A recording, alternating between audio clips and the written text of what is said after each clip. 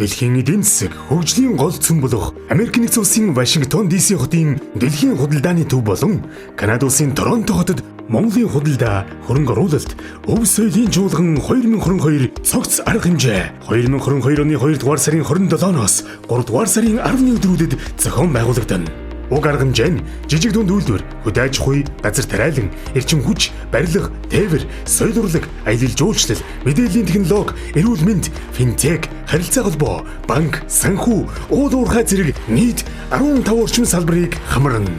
Арга хэмжээний үеэр бизнес, B2B уулзалт, сургалт, семинар, хөрөнгө оруулагчдад төсөл танилцуулах VIP уулзалт, урлаг соёлын арга хэмжээ болохын зэрэгцээ, үндэсний үйлдвэрлэгчдийн ур ухаан шингэсэн бүтээтгүүнийг үйлдвэрлэгчээс гадаадын зах зээл гаргах зорилготой Монголд үйлдвэрлэв үзэсгэлэн худалдаа зохион байгуулагдана. Та энэ чуулганд оролцсноор дараах боломжууд бий болох юм. Дэлхийн худалдааны төвийн 100 гаруй орны 330 худалдааны төвийг хамарсан олон зуун бизнесүүдтэй холбоо тогтоох. Олон улсын 40 нэмэх хөрөнгө оруулагчдад төсөл хөтөлбөрөө биечлэн танилцуулах. Тусгайлсан хүсэлтийн дагуу B2B бизнес уулзалтууд товлох.